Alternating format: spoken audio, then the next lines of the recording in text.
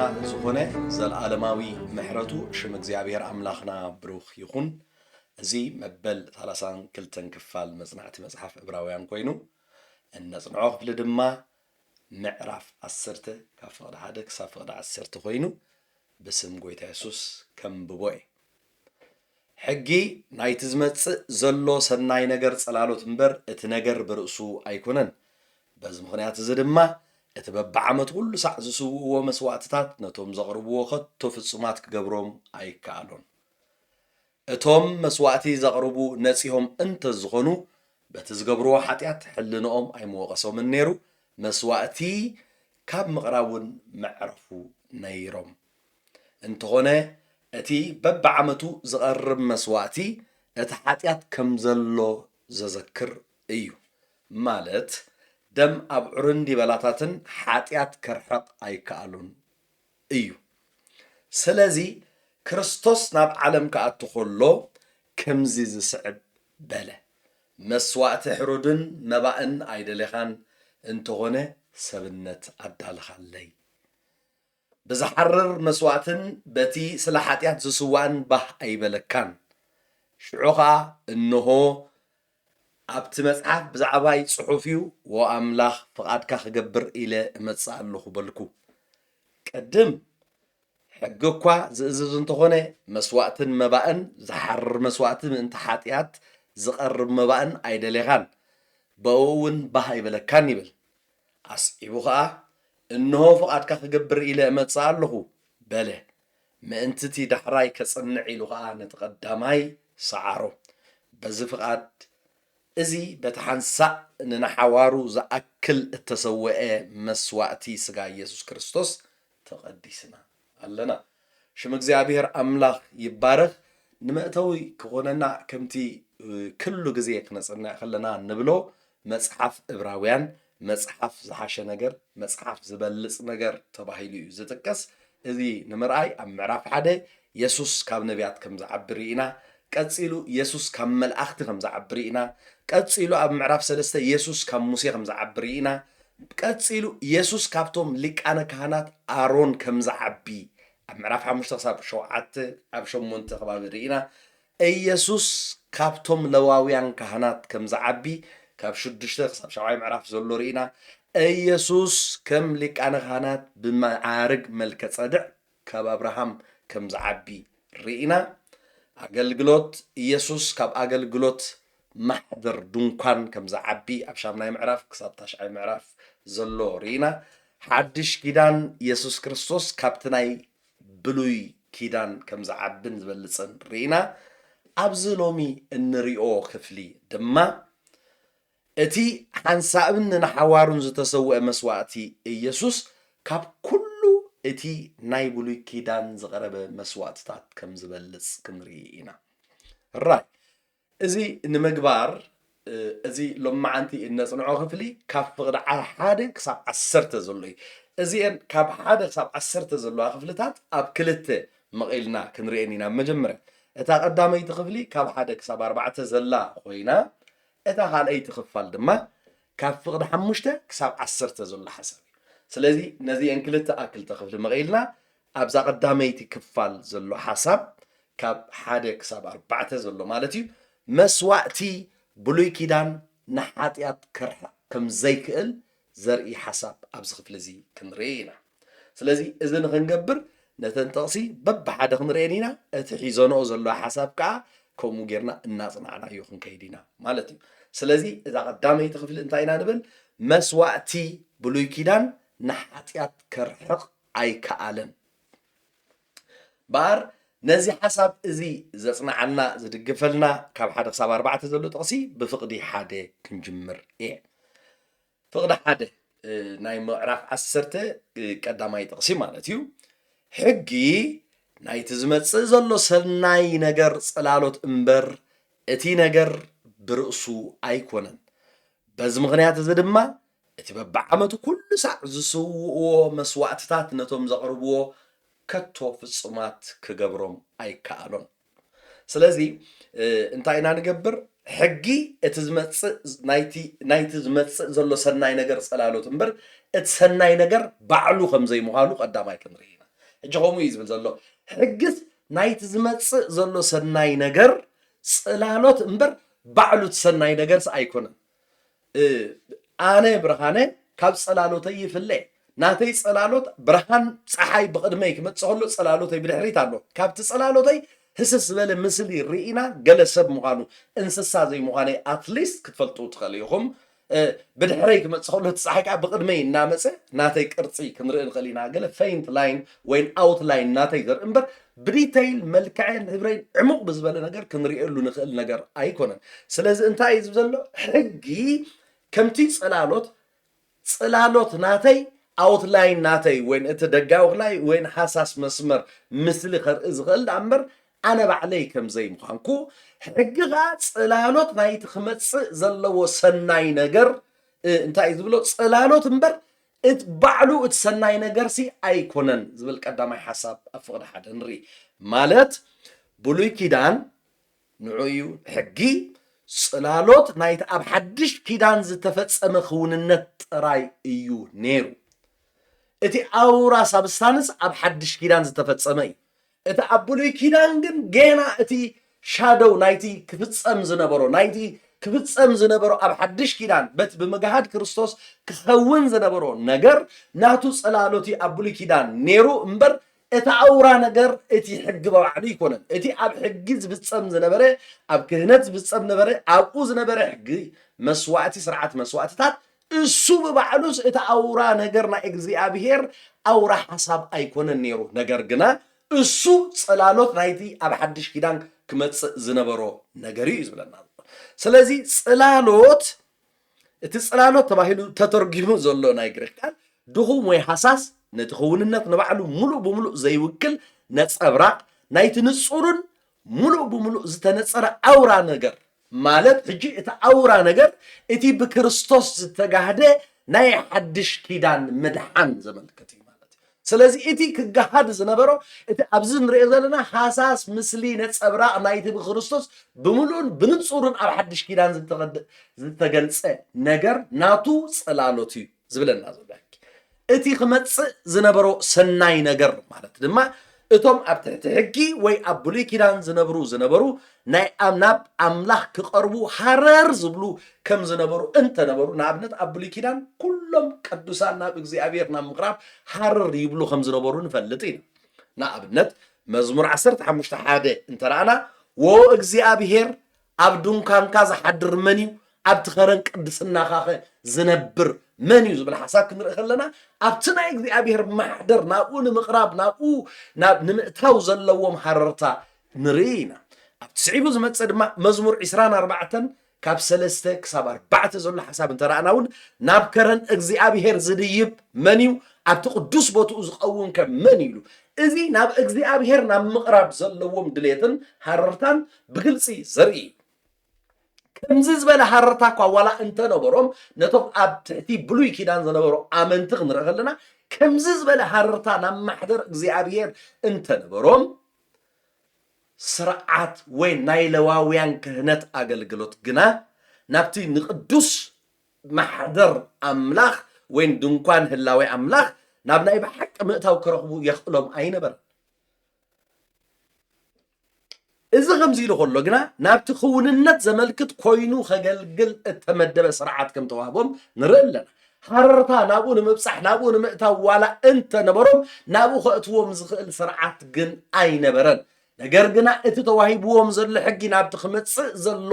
ከመልክት ገይሩ ናብቲ ኣውራ ነገር ጽላሎት ኮይኑ ናብቲ ዋና ናይቲ ጽላሎት ቀንዲ ምስሊ ናብቲ ኣውራ ነገር ከጠምቶም እዩ ሕጊ ተዋሂቡ እዩ ዝብለና ዘሎ ስለዚ ሕጊ ናይቲ ዝመጽእ ዘሎ ሰናይ ነገር ጽላሎት እምበር እቲ ሰናይ ነገር ባዕሉ ኣይኮነን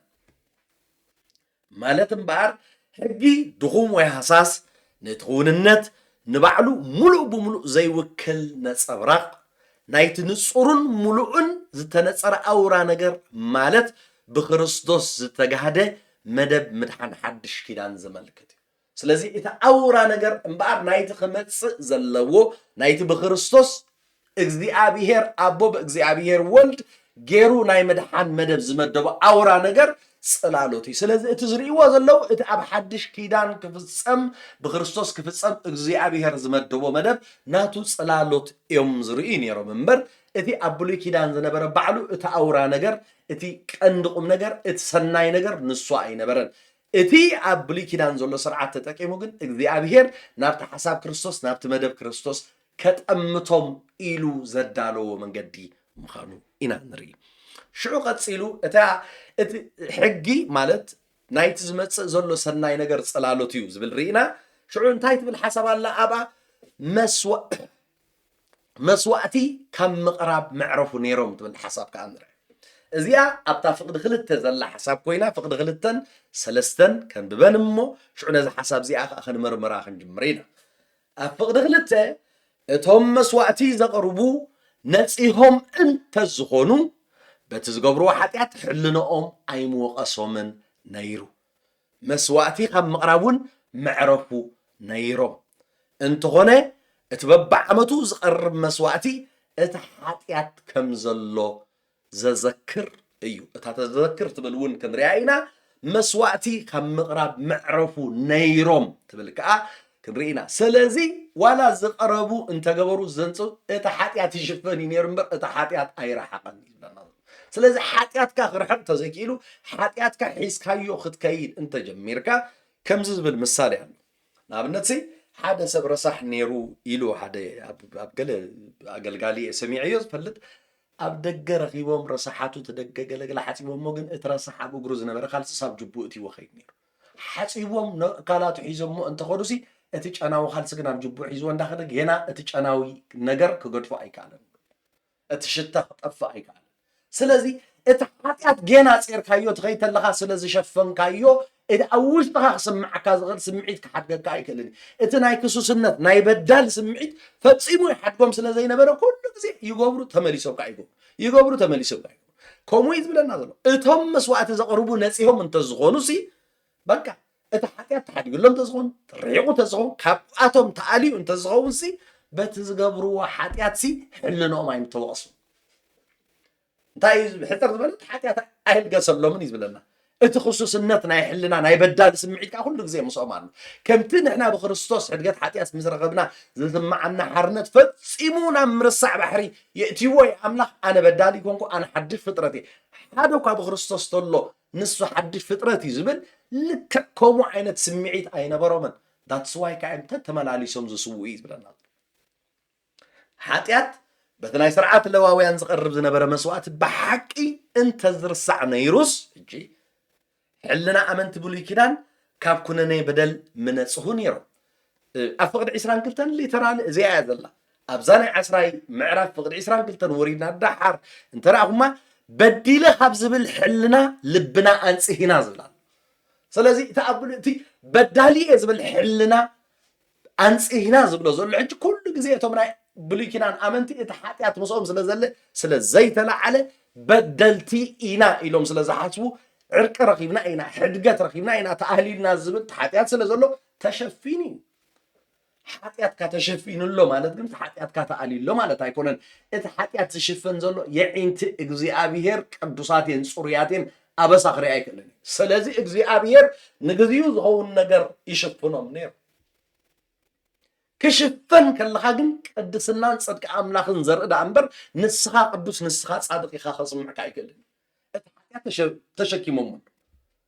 ስለዚ እንታይ ዝብል ዘሎ እቲ ኣብኡ ዝነበረ እቲ ናይ ለዋውያን ዓይነት ስርዓት ኣገልግሎት ከንጽሖም እንተዝኽእልሲ ዓመት እንዳኸዱ ከምኡ ደሰይብ ነገር ክደጋግሙስ ኣይምራእናዮምን ከምኡ እንተዝኸውን እዩ ካብቲ በዲለ ዝብል ሕልና ልብና አንጽሂና ሰብነትና ብንጹህ ማይ ሓጺና ብቕኑዕ ልብን ብምሉእ እምነትን ናብ ኣምላኽ ንቕረብ ኢሉ ዳሓር ኣብዚ ትምህርቲ እዚ ወዲኡ ትመበል 10 ኣብዛ 10 ፍቅዲ 22 ሲ ከምዚ ገይሩ ይፈታዓር بخريستوس يسوع زرقنا يحد قد قن حجقن كبدالي زبل حلنا نسخن كون ينقر زلوا ماله سلازي انتاي تأورام الأختي مسواتي خم مقرب معرفو نيروم زبل ونسيهم تزخون معرفو نيروم سلازي نسوقن عمت كقبروون نيرو إذا دم عمت حلنا من صح أبي ومزقروز نبرو مسواتها اندقنا السنة بعلو أنت يكونوا منير خصوه وخدوا كسالي مزغاخري ጉድለት ናይቲ ብስርዓት ለዋውያን ዝቐርብ ዝነበረ መስዋዕቲ እቲ ዝቐርብ ዝነበረ መስዋዕቲ ንባዕሉስ ኢንሳፊሽንት ምዃኑ ዓመት ብምዃድ ባዕሎም ይምስክሩ ነይሮም። ምክንያቱ ዝገበሩን ተገበሩ ዘቕረቡ እንተቕረቡ በዳልነትን ክሱስነትን ካብ ኣእምሮም ይእለ ስለ ዘይነበረ ነፍሲ ወከፍ መስዋዕቲ ኣብ ዝቐረብሉስ እንታይ መዓት ይወደ ተኸይድ እቲ ሓጢኣትካ ዝከረካ ተኸይድ እሱ ዝከረካ ተኸይድ እሱ ዝከረካ ኣብዚ ሓድሽ ኪዳን ዘለና ግን ሓደ እኳ ብክርስቶስ ኢየሱስ እንተሎ ንሱ ሓድሽ ፍጥረት እዩ እግዚአብሔር ካብታ ጎይታ ተቀበልናላ መዓልቲ እዚ ንሓጢኣትናስ ከምቲ ሰሜን ካብ ደቡብ ዝርሕቆ ከምቲ ሰማይ ካብ ምድሪ ዝርሕቆ ብሎ ናብ ምርሳዕ ባሕሪ ሓጢኣትና ድርቢዎ እዩ እግዚአብሔር ክትከዶ ከለኻስ መዓስ ዝገበርካ ሓጢኣት ይኸውን ነዚኦም ግን ናብ ኣምላኽ ክቐርቡ ክኸዱ ከለዉ ንዓመታ ክኸዱ ከለዉ ተንኩለን ዝገበርዎን በደልን ኣበሳን ቀጻሊ መዘኻኸሪ ነይሩ ይብሎም ቀጻሊ የዘክሮም ስለ ዘዘክሮም ዕረፍቲ ምስኣነ እንደገና ከይዶም ክስውኡ ኣለዉ እዚ ጥቕልል ብዝበለ ኢና እናትሸል ክንሪኦ እንተዳ ኮይና እቲ ናይ ብሉይ ኪዳን እቲ ናይ ለዋውያን ስርዓት ዝቐርብ ዝነበረ መስዋዕቲ እኹል ወይ ብቑዕ ንሓጢኣት ከርሕቕ ዘይምንባሩ ዘርኢ ነገር ግና ሽፍኖ ነይሩ ክሽፈን ከሎ ግን ጽድቂ ኣምላኽ ኢኻ ትርኢ እምበር ጽድቂ ቅድስና ናይቶም ሰባት እግዚኣብሔር የዒንቱ ሓጢኣት ክርያ ኣበሳ ክርያ እዚ ንጹሃት እየን እግዚኣብሔር ንሓጢኣት ክርኢ ይክእል ናብ ኣምላኽ ክንቀርብ ኢና ዝሓሰብናሉ there has to be something ክሽፍነና ዝኽእል እግዚአብሔር ከም ዓይንና ከምታ ዘለና እንተርኢና ንዓይን ንዓኻትኩምን እኳ ኣብዚ እንተዝርኤና ካብ ክርስቶስ ወፃኢ ሓጥኣን that's why ኢና ኣብ ክርስቶስ ኢየሱስ ተሸፊና እሱ ኣብ ክንዳና ኮይኑ ዝረአ የዒንቲ እግዚአብሔር ኣበሳ ክርያሲ ጽሩያት ጽድቅና ናይ ክርስቶስ ይንዓና ትምክሕትናን ሓይልናን እዚ ሕጂ ዘሎ ናይ ክርስቶስ መስዋዕቲ ትዝበልፅን እቲ ዝሓይሽን እንተዘይከውን ነይሩስ ንሕና በባዕልና ጻድቃናት ኣይኮና ንዓና ካብ ክርስቶስ ኣውፅ ኢየሱስ ተዝርኤና ኣቤት ክንደይ ምሰንበድ ግደፍ ኣምላኽ ነናሓድሕድና ቤትሮ እንተዝኸውን ነፍስና ክንሓስቦ እዚ ኣእምሮና ቤትሮ እንተዝኸውን ከም ቤትሪና እንዳድኳን ክንረአ እንተንውዕል ኣብ ኣእምሮና ዘሎ ሓሳብ ክንዛረቦ ንውዕል ኩልና እንተዝስማዕ ከም ዝገለ ናይ መፀናፀን ክስታይ ነይሩ መሰንበደን ነፍሲ ወከፍ ሰብ ምሰንበደ ግና ጽድቂ ኮይኑ ሸፊኑና ዘሎ ጽድቂ ደም ኢየሱስ እቲ ናይ ኢየሱስ ክርስቶስ መስዋዕቲ ንሱ እዩ ኣብ ኣምላኽ ተራኢልና ንሱ እዩ ሕጂ ዝረአየና ዘሎ ንሱ እዩ ካድሓር ምስኡ ኣተሳኣና ምስኡ ህያዋን ገበረና ምስኡ ኣብ የማን ኣቦ ኣቐመጠና ይብል ነፍስኩም ከዓ ምስ ክርስቶስ ኣብ የማን ኣቦ ተሰዊራ ኣላ ኣብ ክርስቶስ ተሰዊርና ኣለና ኣብ ክርስቶስ ኢና ተኣኪብና ዘለና that's why ና ጽድቅናን ቅድስናናን ኢየሱስ ኢልና ንብካ ብባዕልና ግን ወላ ሓደ ባዶ ኢና ንሕና ካብ ክርስቶስ ወፃኢ ሰብ ባዶ ካብ ወፃኢ ክርኤና ንስፍትን ንሕና ነሰንብድ ፍጥረት ምኾን ነዚኣቶም ከዓ ደም ክርስቶስ ክሳዕ ዘይመፀ ነፍሲ ወከፍ መዓልቲ ክስውኡሉ ብዝኸዱ as a reminder ክንምንታይ ሓጢኣተኛታት ምዃኖም ዘርእዮም ነይሩ በዚ እዩ ከዓ እቲ በቃ ንባዕሉስ መዘከሪ እዩ ነይሩ ብሎ ኣሎ እቶም መስዋዕቲ ዘቕርቡ ነፂሆም እንተዝኾኑ በቲ ዝገብርዎ ሓጢኣት ሕልኖኦም ኣይምውቀሶምን ነይሩ መስዋዕቲ ካብ ምቕራብ ከዓ መዕረፉ ነይሮም ኢሉ ሽዑብታ ፍቕዲ 3 እንተኾነ እቲ በብዓመቱ ዘቕርብዎ መስዋዕቲ ሓጢኣት ከም ዘሎ መዘከሪ እዩ ነይሩ ኣሎ እቲ ዓመት ገበርካያ እቲ ዝገበልካያ እቲ ተዛረብካያ እቲ ዘበልካያ ኣሎ እዩ ኣክንዲ ሕልኖኦም ካብ በዳሊኤ ዝብል ነፃ ዝኾኑሲ ኣሎ በቃ ክስውኡ ከለዉ እቲ ሓጢኣት ኣሎ ኢሉ የዘክሮም በዚ እንታይ ኢና ንርኢ እቲ ብለዋውያን ብስርዓት ለዋውያን ካህናት ዝቐርብ ዝነበረ መስዋዕትስ ሓጢኣት ከርሕቕ ብቑዕ ኣይነበረን ክሽፍን ይኽእል ነይሩ ክሽፈኑ ከለውካ ኣዒንቲ እግዚኣብሔር ቅዱሳትን ጽሩያትን ምዃንን ጥራይ ይዛረብ ተሸፊኑሎም እዩ ናይ ሓደ ረሳሕ ሰብ ፃዕዳ አንሶላ ጌርካ ጥቕልል እንተቢልካዮ እቲ ሰብ ጽሩይ ኣይከውንን እዩ እቲ ሸፊንዎ ዘሎ ጥራይ ጽሩይ ፃዕዳ ጋቢ ወይ ፃዕዳ ሻሽ ገለምፅዮም ጥቕልል ኣቢሎም ተዝሽፍኑ ካብቲ ውሽጢ ዘሎ ጉድ ብማዕደን ዝርአ ፃዕዳ አንሶላ እዩ ዝርአ ቅልዕ ዓቢልብታ ውሽጢ ዝኣቱ ሰብ ከዓ ካልእ ጉድ እዩ ዝርአ ማለት ስለዚ የዒንቲ እግዚኣብሔር እዩ ቅዱስ ጻድቕ ምዃኑ ዘርኢ እምበር እቲ ኣበሳ ከም ዘሎ ነፍሲ ወከፍ ኣብ ዝምስውኡሉስ እቲ ሓጢኣት ከም ዘሎ መዘከሪ እዩ ኣሎ ተሸፊኒ እዩ ዘሎ ክንፀግ ከለኻ ንዓመት እስኹማ ንዓመት ታይም ፍሬም ከዓ ስለዚ ባዕሉ እቲ ናይ ብሉይ ኪዳን መስዋዕቲ ብቑዕ ኣይነበረ ግን እንታይ ገብር ነይሩ ኣብ ቅድሚ እግዚኣብሔር ንኽረኣዩ ንዓመት ከምኡ ሓጢኣቶም ሸፊኑ ራሽን ናይ ምሕረት ይህቦም ነይሩ ስለዚ ቀጻሊ መዘኻኸሪ ነይሩ ኢልዎ مسواتي بولي كيدان حاتيات كوجداي كألن ترازي يكون ببعمتو بمدققام نايت مسواتي قصال مزغاغري قدلت نايت بسرعة لويان زقرب زنبرا مسوات خوينو إذا دما أنصار إتي إغذي أبيهر نحدش كيدان زهابنا مبصعة خويني إنا نرخو أبتي انتا إذ بلنا كقربو خلوس إتحاتيات كمزولوس قصال مزغاغري إبلو مانو ويتها خا أب حدش كيدان إرمياس سالسان حدن سالسان أربعة كتري وتقوليهم أب تحدش كيدان كأتقولو كبزابنا حدا مبصعة أنا أبصوم يقرق بلولهم حياتهم دما دحرزي أي كذكرني زبل مبصعة عمله أنصار نايت مبصعة عمله إذا مبصعة إذا حدش كيدان زتوها بمبصعة أنا أبصوم يقرق بلولهم حياتهم كدحرزي أي كذكرني إذا ناي لواويان كانت زبلو زلو إتناي بلوي كيدان سرعات جنن تاي إتمسوعات حيزهم كخد خلوس كأسالي مزخاخري إتحاتيات كم زلو مذكري ورأس أملاخنا حدش كيدان كأتقولو جن ناي ابن لبي كم زوجس ناي سكالب كم زجبر إن دجنا نحاتيات يقرأ قبلي يقرأ طرح أيكونن فتسي مخا أي كذكروني أب أملاخ مسينا يقرأ إلنا حتى نحاتيات زي أبي راي ذكرون أنت خمسين تايلنا نحنا إنا خنانين أكل ما أملاخ جند ذكرين أنا نسخاتكم زبدلكم أكيد ما أملخ قريبنا محرد صحتنا له حدقت رقمنا له قل إجزي أبيهر أبتمزجو رسيعوي يقرأي بلنا طرح يكونن فتسيمو خاطر ماليش أي كذكروني مذكر أب أملخ يلا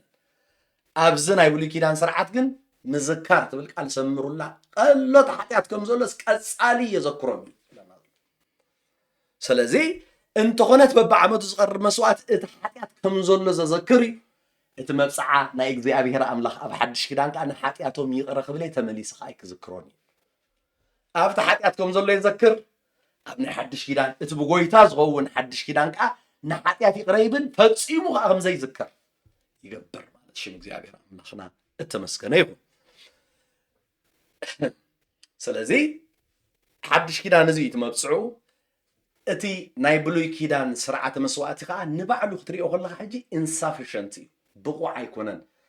فتصوم نس حاتيات كرحسي بقوع زي مخانو بز خنرئ نخلينا شعو نحدقت حاتيات وين نموقاد حاتيات بأملاخ كأ زتدالو من قد أي نبرة إتي بلواويان زقرب زنبرة مسواتي كم زي خنبلوز أنا حنا إجزي أبير حاتيات كرحقولو وين حاتيات كوجد إلو زدالو من قد أي نبرة نمن تايد أخوم هيو مالت تاخد ربعة رأي حجي مالت دم أبعرن دبلاتياتن حاتيات كرحق يكون أملاخي هيبوهم تسرعة نجرجن أملا بعلوها إذي مسواتي أبعرن دبلاتاتن حاتيات كرحق يكدني أوكي زي أبير مبار حاتيات كرحقون أيها أبو من يلو ينتايدا حاتيات كشفني سرعات مسوات لواويان نحدقت حاتيات ويد ما نموقاد حاتيات بأملاخ التدالو يكون انتايدا انتايلنا اتقداماي علامة نقداماي مساعات يسوس مدالوي من بارو كنبل خلينا بريبير قبرو منيرو نتخمص زلو ناي غويتا نغر يزدالو منيرو مبر ازي مسواتي اب عرن ديبلاتاتن نحاتيات كرحق زي ابي رحقون تايدا قبر يدالو منيرو نابتي قداماي مساعات غويتا نابز داغم مساعات زي كونه نابتي ابولي كيدان سلازلو نابتي خمص زلو مسيح يدالو منيرو كمو مخانو بمتاي نفلق اب غلاتيا 3:10 3:20 زل حساب انترينايو اتحقد عن منتاي مصيلو ازو كل سرعه لويان نبلو نمنتاي مصي هو انت تصفى التوهبو زرئي كسعد مص تصفى التوهبو زرئ من يسوس انتاي توهبي لهم هو از توهبو لدو هو ات تصفى التوهبو زرئي كسعد مص حيات انتاي كم زغونه خجلص يحق توهبكم سلازي تقول زغبرو زنبرو حياتي كند منتاي حياتنيا مخانك اتمسوات خرب كلس كند منتاي اتي زغبركايو حيات هيوت وسد مخانو يزريب كتسوق خلخا هيوت سغا ابدمي دم كتكفل كلخا هيوت كا تحلف زلخا هيوت زحلف نغري كا غيركا እና በለ ይዘከርካ ነፍስ ወከፍ ስለዚህ ሕግ هو هابون كل ሕጊ መስተያት ኮይን ኃጢአተኛ ጥራይ ኢኻ ይዝብሎ ከቅርቡ ከሎ ኃጢአተኛ ኢኻ ሲሪየስነስ ናይት ኃጢአትካ ይዘርኤካ ክትስውቕ ትከይድ ከልካ ተራ ነገር ኣይኮነን ህይወት ወስድ በህይወት ዝቕፅዕ ገመን ገይረ ዝማላለስ ዘለኹ ኢልካ ትሓስብ ይዘ ኦኬ ነው ለማዓመተ ሸፊን ካሎ ስቲል ግን ኣይተኣለየናል እንታይ ዳ ክገብር ተልካ እቲ ተስፋ ተዋህቦ ዘርኢ ክሳዕ ዝመጽእ ከምኡ እንዳልካ ኢኻ ክትቀጽል ገላትያ 3:19 ርኢና እታ ናይ ገላትያ 3:23 ዘላ እንተርኢና ኢኻ እንታይ ብል እምነት ከይመጸት ንሕና እታ ክትጋሃድ ዘለዋ እምነት እናተጸበና እታ እንድሕነላ እምነት ማለት እዩ ንሳ ከይመጸት እምነት ከይመጸት ንሕና እታ ክትጋሃድ ዘለዋ እምነት እንዳተጸበና ተዓጺና ኣብ ትሕቲ ሕጊ ተሓሊና ነበርና ኣብዚ ናይ ቀደም ትርጉም ቀጻዒና ኮይኑ ዝብል ግን ሓላዊና ኮይኑ በቃ ሲሪየስ ምዃኑ ትኽዳእ እሱ እንድሕነላ እታ ብእምነት ትርከብ መድሓን ክሳዕ ትመጽሲ ኣብ ትሕቲ ሕጊ ተሓሊና ነበርና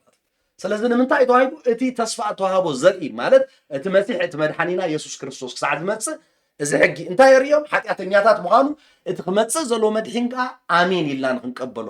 ዋጋ ናይ ህይወትና መቕጻዕቲ ምዃኑ ደም ምዃኑ ህይወት ክወስድ ከም ዝኽእል ፈሊጥና ንዕኡ ንክንጽበዮ እዩ እዚ ተዋሂቡ እምበር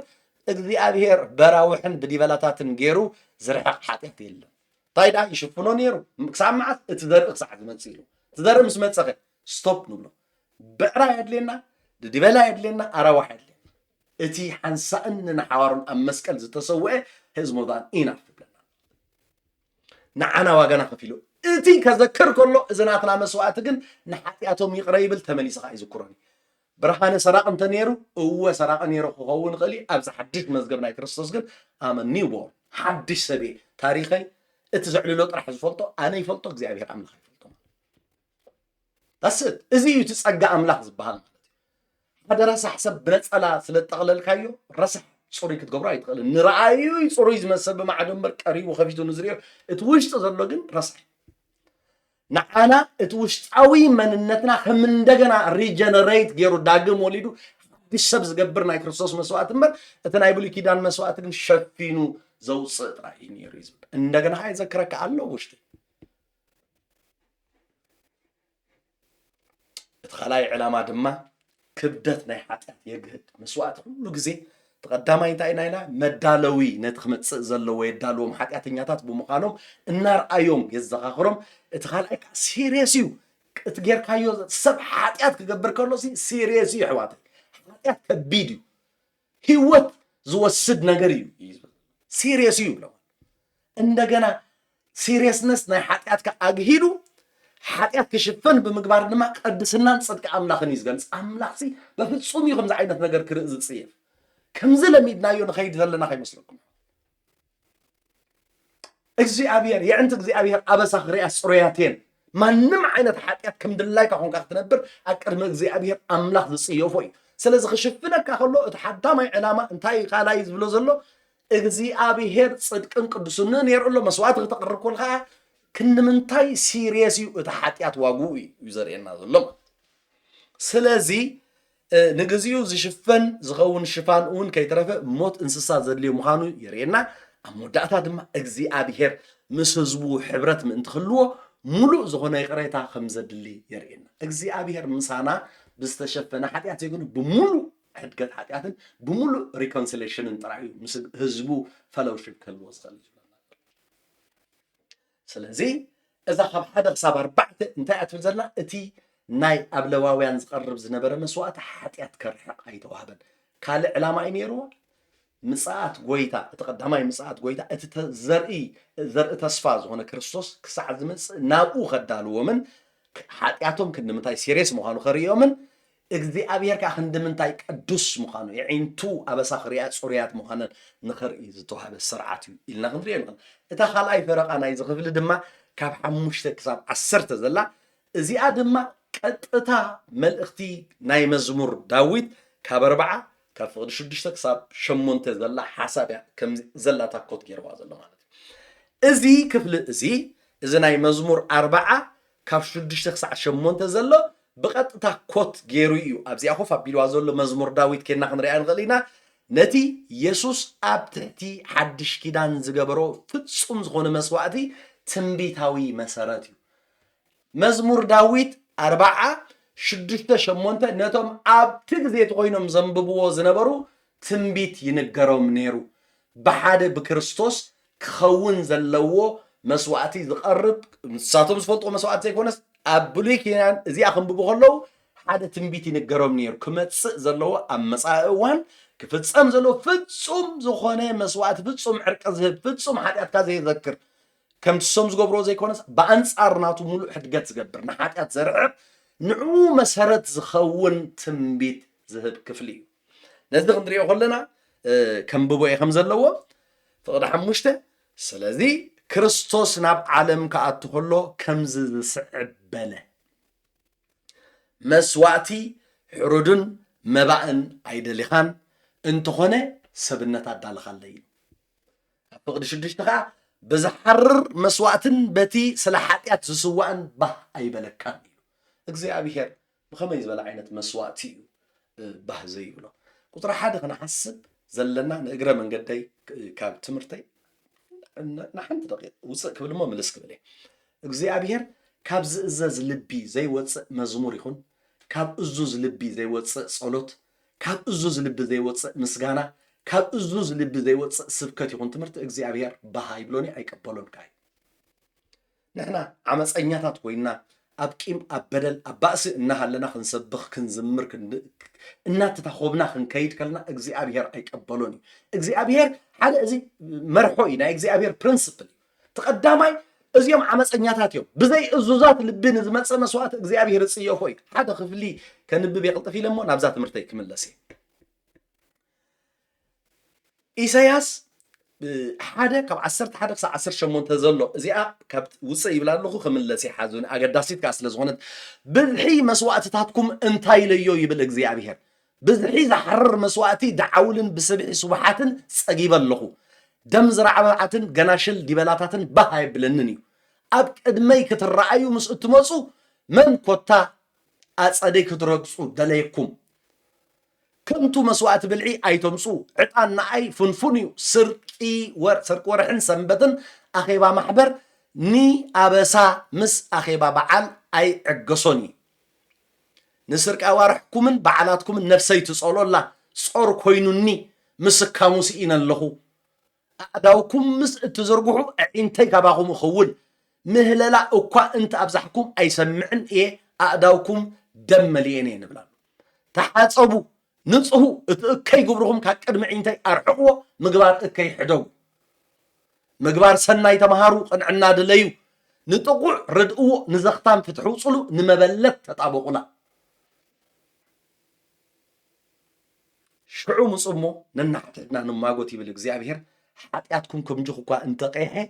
ከም በረድ ክጽዕዱ ከም ዝዋውዕ ከዓ እንተቀይሐ ከም ጻዕዳ ፀብሪ እግዚኣብሔር ዓመፅ ሒዝካ ስለ ዝዘመርካ ኣይሰምዓካን ኣይሰምዓንን ዓመፅ ሒዝና መስዋዕቲ ኩሉ ዓይነት መስዋዕቲ ምስጋና መስዋዕቲ መለላ መስዋዕቲ ጸሎት መስዋዕቲ ድላይና ንበሎ እግዚኣብሔር ንጥቁዕ ፍትሕ ምውፃእ ከይጀመርና እግዚኣብሔር ይፍንፍኖ እዩ ነገራትና ስለዚ ተኣውራ እግዚኣብሔር ነቲ መስዋዕቲ ዘይኮነ ዝጸልእ ዘሎ ነቲ ካብ ዘይእዙዝ ልቢ ዝወፅእ ኩሉ ዓይነት መስዋዕቲ ኣምላኽ ይፅየፎን ይፍንፍኖን እዩ ስለዚ ኣብ ቤት ኣምላኽ ክንከይድ ከለና ናብ ኣፀደይ ክትኣትዉ ከለኹም ዓመፅ ኣርሕቑ እዩ ፍትሒ ውፅኡ እዩ ዝብለና ዓመፅን ተረጋጊፅና እናኸድና ከም ድላይና ኣብ ቤት ኣምላኽ ኣይንመላለስ ንሰብ ረጊፅናዮ እንዳኸድና ተቐይምና እንዳኸደ ልብና መዓት ክፉእ ነገር እናሓሰበ እናቐናእናሉ ናሓውና ከለና ውድቀቱ እናደለና ብውሽጥና ዋላ ይንዛረቦ ከምኡ ኢልና ከለና ናብ ኣምላኽ እንተዘምርና እንተፀለና ቤት ኣምላኽ እንተደኸምና ንደክም ጥራሕ እምበር ኣምላኽ ሰምዖ ኢለ ንእዳውኩም ናባይ እንተዘርጋሕኩም ፍንፍኖ ብላ ስለዚ እግዚኣብሔር ነቲ መስዋዕቲ ነቲ ባዕሉ ዝኣዘዞ መስዋዕቲ ኣይፀልኦን እንታይ ደኣ ኮይኑ እንተ ደኣ ኢልና ግን እግዚኣብሔር ካብ ዘይእዙዝ ከም ፕሪንስፕል ካብ ዘይእዙዝ ልቢ ንዝወፅእ መስዋዕቲ ኩሉ እግዚኣብሔር ኣይቀበሎን ስለዚ ናብታ ትምህርተይ ክምለስ ሕጂ ውፅእ ኢለ ፀኒሐ ኣለኹ ኣብ ፍቕዲ 5-6 ስለዚ ክርስቶስ ናብ ዓለም ከኣቱ ከሎ ከምዚ ዝስዕብ በለ መስዋዕቲ ሕሩድን መባእን ኣይደሊኻን እንተኾነ ሰብነት ኣዳልኻለይ ብዝሓርር መስዋዕቲ በቲ ዝላ ሓጢአት ዝስዋዕን ባህ ኣይብለካን እዩ እግዚኣብሔር መስዋዕቲ ሓቲቱ ነገር ግና በቲ መስዋዕትስ ባህ ኣይብለካን እዩ እንታይ ኢሉ እግዚኣብሔር ብዝኣዘዞ ነገር ዘይኮነ ባህ ዘይብሎ በቶም ተኣዚዞም ክገብሩ ዘቕርብዎ ዘለው ሰባት ኣብ ልቦም ስለ ዝፈልጥ ዓመፀኛታት ምዃኖም ዘይእዙዛት ምዃኖም ስለ ዝፈልጥ እዩ ብኡ ባህ ዘይብሎ ዘሎ እዩ ስለዚ እዚ ጥቕሲ እዚ ካብ መዝሙር 40 ካብ ፍቕዲ 6 ክሳብ 7 ዘሎ التوسد خوينو يسوس بتنبيت ملكع نايبلو كيدان مسواتي أخل ويبقع مسوات زي منبارون فتصو ويبقع مسوات مقرب زلو دلونت زأوجلو تنبيت وخالي ازي a prophetic word انتاي زبلهم زلو اتا ايدا لخايون زبلو زلو ارتبوز نبرا مسوات ايتقبل كايوم بقع فتصو من اي نبرا انا قنا نتي بقع زي نبرا انا قن بقع زغنا مسوات اقبر فقاد كقبر دلوي إلو prophetically زتنقرنا يسوس قالي ازيا تنبيتاو يتقال يا جاء مزمور تنبيتاو مزمور الله خنريو خلنا حدا خابو ازي تخالوت ابز حلفه خفالاتنا رينا يسل ازيا خفل ازيا مزمور 4 كاب 6 8 ግን بزعባ እቲ ኢየሱስ ከቅርቦ ዘሎ ፍጹም ዝኾነ መስዋዕቲ እትገልጽ ትንቢታዊት መዝሙር እያ ነገር ግን በተሓደ ወገን ከዓ እቲ ኣብ ብሉይ ኪዳን ዝቐርብ ዘሎ መስዋዕቲ ዘይፍጹም ዘይሙሉእ ዘይብቑዕ ምዃኑ ከዓ እተርእያ ምዛልዕል ኢልና ክንሪኣ ፀናሕና ማለት እዩ ስለዚ መስዋዕቲ ሕሩድን መባእን ኣይደሌኻን እንታይ ማለት እዩ ከምኡ ትብል ቃል ስለ ዘሎ እዛ ባህላ እዚ ቀንዲ ድሌት ኣምላኽ እቲ መስዋዕትታት ጥራይ ዘይኮነ ክንዮት መስዋዕቲ ዘሎ ልብቶም መስዋዕቲ ዘቕርቡ ኣመንቲ ዝደልየሉ እግዚኣብሔር እዚ ማለት ዝእዘዝ ልብን ምስ ኣምላኾም ዝምድና ሪሌሽንሽፕ ዘይብሉ ከማንም ሰው በቃ ኸይድ ድላይ ይገብር ኣሕሪደ خدم ከፍስሴ ሓጢአተይ ክሕደገለይ ዘይኮነስ ምስ እግዚኣብሔር ኢንተርሪሌትድ ዝኾነ ምስ እግዚኣብሔር ዝምድና ክህልዎ ዝደልየሉ እግዚኣብሔር ዘፍቅሮ ኣፍቂሩ ከዓ ንዝእዘዞ ዘቕርቦ መስዋዕትን ተራ ንስለ መስዋዕት ኢሉ ዝቐርብ መስዋዕት እግዚኣብሔር ኣይቀበል ቸርች ንኽንከይድ ስለ ዘለና كنا خالد سلام خاد نمر سلا زلنا زمر مزمور እግዚአብሔር ንዒ ይኮን እግዚአብሔር ዝደልዮ እንከላይ ኣብ ልብና ጉዳይ ኣሎ ህይወት ካብያት ፍልፍል ሞ ልዕሊ ሁሉ ንልብኻ ሓሉ ማለት ትብልብና ዘሎ ጉዳይ ነው እግዚአብሔር ኢምፖርታንት ስለዚ እንታይ ዝብሎ ክንዮት ዝቐርብ መስዋዕት እግዚአብሔር ኣብ ልብ ጉዳይ ኣሎ ስለዚ እንታይ መስዋዕት ሕሩድን መባእን ኣይደለኻን እግዚአብሔር ንዝኣዘዞ የድልየኒ ኢሉ ንዘቀረቦ ኣይድልየኒን ይኽብል ኣይክእልን እዩ ነገር ግና ክንዩ ዝኸደ ዝሓለፈ ናይ ልብ ጉዳይ ኣሎ ናይ ብሉይ ኪዳን ሰባት ከምቲ ሕጊ ዝጠልቦ መስዋዕት እንስሳ የቅርቡ ከቅርቡ ተኣዘዙ እዮም ንፈልጥ ኢና እንዊ ኣግሪ ከምኡ ኢሉ ኣዚዝዎም ከምኡ ከዓ ክገብሩ ነይርዎም ይኹን እምበር እቶም ህዝቢ ዘይእዘዝ ወይ ቅንዕና ዘይብሎም እንተ ዳ ኮይኖም ግና ነዚ ስርዓታት እዚ ምፍጻም ጥራሕ ንኣምላኽ ብሓቂ ባይብሎም ንስለ ስርዓት ንስለ ንግበሮ ኢልካ ጥራሕ ዝግበር ቅድሚ እግዚኣብሔር ብኡ ባይብሎም እቲ ክግበር ዘሎ ባህ ኢሉና ብምሉእ ልብኻ ብምሉእ ሓይልኻ እዩ ዝብል እግዚኣብሔር ክነፍቅሮና ኣምላኽ ብምሉእ ልብና ብምሉእ ሓሳብና ብምሉእ ሓይልና እቲ ክንስውእ ከለና ብምሉእ ልብና ብምሉእ ሓሳብና ብምሉእ ሓይልና ክንገብሮ ካብ ልቢ ንዘይኮነ ነገር ግን እግዚኣብሔር ኣብ ልቢ እቲ ጉዳይ ስለዚ መስዋዕቲ ሕሩድን መባእን ኣይደሌኻን ክብል ከሎ ኣምላኽ ነቲ በዓል ዝኣዘዞ መስዋዕቲ ሙሉእ ብምሉእ ነፂግዎ ማለት ኣይኮነን የግዳስ እግዚኣብሔር መስዋዕቲ ንበይኑ ብዘይ እዙዝ ልቢ ክቐርብ ከሎ ባህ ኣይብሎን እዩ ስለዚ ቶም ዝገብርዎ ዝነበሩ ካብ እዙዝ ልቢ ዘይኮነ ዘቕርቡ መስዋዕቲ እዮም ነገር ግና ካብ ዝእዘዝ ልቢ መስዋዕቲ የድልየሎና ኣምላኽ እዩ ስለዚ ኣምላኽ ድማ ነዚ መትከል እዚዩ ኣብ ብሉይ ኪዳን ብተደጋጋሚ ብግልፂ ገይሩ ዘጉልሖ ነገር ተሪእና ቀዳማይ ሳሙኤል 15:22 እንተኸድና ካብ መስዋዕትስ ምእዛዝ ይበልፅ እዩ ካብ ምዝማር ካብ ምስባኽ ካብ መምሃር ካብ እዝን ምግባር ኣብ ግዜና ንእግዚአብሔር ምእዛዝ ይበልፅ ምሕረት እምበር መስዋዕት ይደልን እግዚአብሔር መሐር ልቢ ይደሊ ካብ ዝዝምረሉ ዝሰብከሉ ዘሮ ዝምሕር ልቢ ነው እግዚአብሔር እዙዝ ልቢ ምሕረተኛ በደሉ ዘይጸባጽ በዝሕ መስዋዕትታትኩም እንታይ ለዮ ይብል እግዚአብሔር ከንቱ መስዋዕት ብልዑኹም ኣይተምፁ ኢለይ ኢልዎ ኢሳያስ 1:11-13 ስለዚህ እግዚአብሔር ኣብዙ ሁሉ ግልጽ ዝገበሮ ነገር እንተሎ ዝእዘዝ ልቢ ከም ዝደሊ ዝምሕር ልቢ ከም ዝደሊ ቅንዕና ልቢ ካብቲ መስዋዕቲ ንላዕሊ ክንዮት መስዋዕቲ ኣብቲ ልቢ ዘሎ ጉዳይ ምሕረት ድዩ ምእዛዝ ድዩ ቅንዕና ድዩ ወይስ ከፋእ ወይ አንጻሩ ወይ ቂመኛ ልቢ እዩ ዘሎ እዩ ስለዚ ብቂመኛ ልቢ ንቅርቦ ጸሎት ቦታ ይብሉ ብቂመኛ ልቢ ብነካስ ልቢ ብበደለኛ ብልቢ ብትምክሕተኛ ትኩል ኣምላኽ ዝጽየፎ ኣብ ልብና ሒዝና እንገብሮ ነገር እግዚአብሔር አይቅበሉ እግዚአብሔር ነቲ ዝኣዘዞ መስዋዕት ኣይነጽጎን ነገር ግና ካብ ዘይእዘዝ ልቢ ከምኡ ዓይነት ነገር ክመጽእ ኣይቅበሉ እቲ ከምዚ ዝበለን ኣምላኽ ባህ ዘብሎ መስዋዕት ከቅርብ ዝበቅዕ ደኣሞ መን እዩ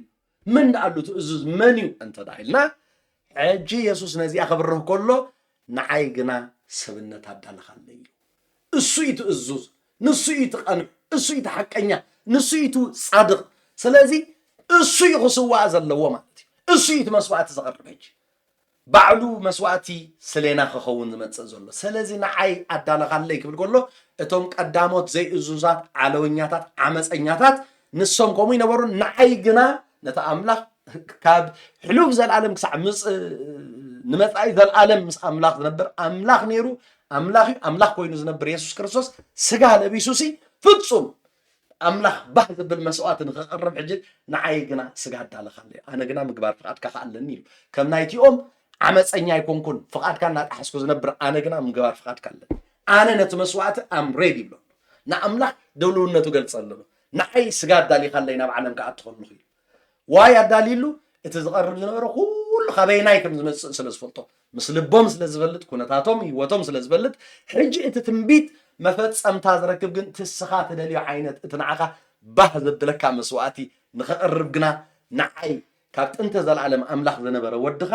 ስጋ ለቢሰ ካብ ኣዴና ቅድስቲ ድንግል ማርያም ተወሊደ ኣብ መስቀል ክሳዕ ሞት ክእዘዘካ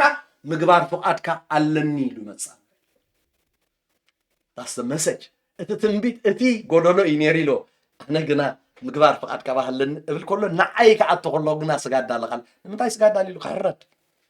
ክስዋዕ ደም ክፈስስ ነይሩ ካብ መን ካብቲ ጥዑይ ልቡ ካብቲ እዙዝ ልቡ ካብቲ ጻድቕ ካብቲ ከምዚ ከማይን ከማኹም ዘይኮነ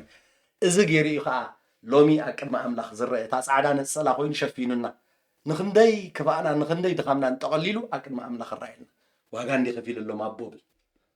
እዛ ዓለምፀኛ እዛ ዓማፂት ክርኢ ከሎ ኣነ እንዲ ዋጋ ከፊለሉ ምክምለስ እንዲዩ ኢሉ ስለይስለኻትኩም እኔ ማለት ኣነ እንዲ ሞ መስቀል ተቐፂዐሉ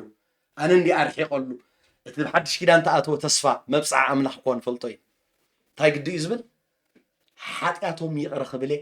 እንደገና ኣይክዝክረሎምን ኢሉ ከይዝከር ሓጢኣትና ዘማልድ ኢየሱስ ስለዚ ንዓይ ግና እንታይ ገበርካለ ኢልዎ ስጋ ኣዳልኻለ ኢሉ ንዓይ እቲ ፍጹም መስዋዕቲ ንክኸውን እቲ ቀዳማይ መስዋዕቲ ጎደሎ ስለ ዝነበረ ፍጹም ስለ ዘይነበረ እዛ ብመዝሙር ዝተነግረት ትንቢት ኢየሱስ ክርስቶስ ህያው ኮይኑ ስጋ ከልብሳ መፈጸምታ ክትረክብ ኮላ ኢና ኣብዚ ንርኢ ዘለና እንተኾነ ሰብነት ኣዳልኻለይ ኢሉ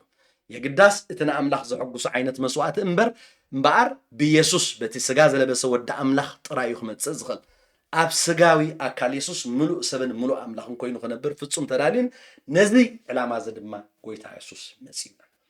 ሽዑ የሕዋተይ ናብታ ሻውዓይቲ ሻምነይትን ጥቕሲ ክንከይድ ኢና ሽዑ ከዓ ኣነ ከዓ ኢሉ እነሆ ኣብቲ መጽሓፍ ብዛዕባይ ጽሑፍ እዩ ወኣምላኸይ ፍቓድካ ክገብር ኢለ እመጽእ ኣለኹ ስለዚ ፍቓድ ኣምላኽ ምስ ዘይገብሩ ማለት ምስ ዘይእዙዛት ዘቕርብዎ መስዋዕቲ ብኣምላኽ ንዑ ኣይደልዩን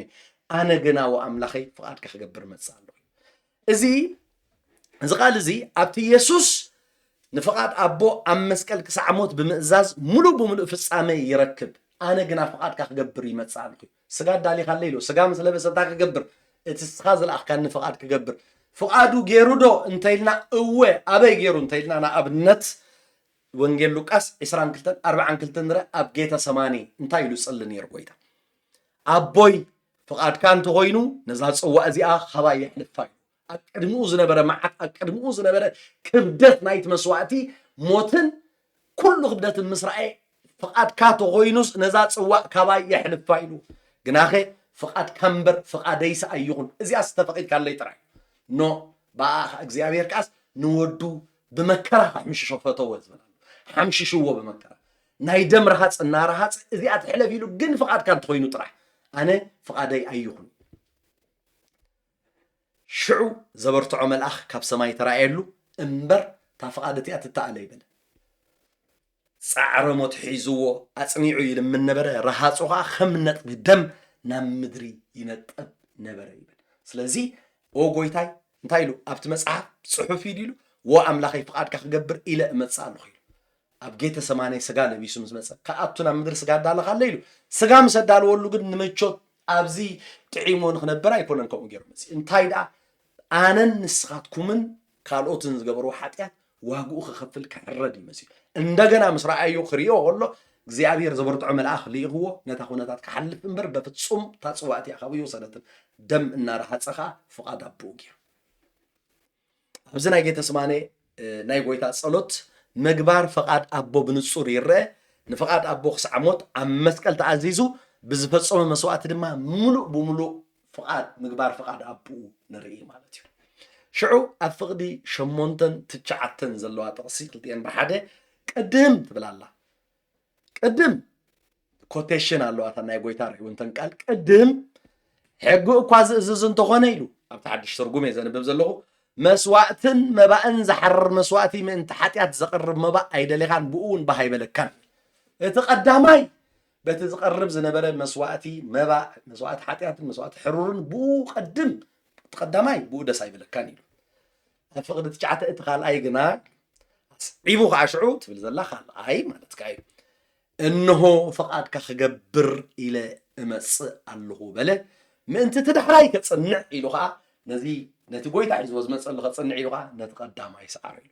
ኣብቲ ቀዳማይ ፍጹም ዘይኮነ ነገር ብዘይ ምእዛዝ ዘይነበሮ ነገር ሙሉእ ዘይኮነ ብቑዕ ዘይነገረ ነበረ መስዋዕቲ እዩ ዝቐርብ ነይሩ ኣብዚ ካልኣይ ግና ንዑ ክትሰርዕ ኢልካ ነዛ ኣምፅዩ ነቲ ቀዳማይ ነቲ ብሉይ ከም ዝኣለዮ የርእዮ ማለት ስለዚ ቅድምን ኣስዕብ ኣቢሉን ዝብላ ቃላት ርኢና እቲ ተደጋጋሚ ስርዓት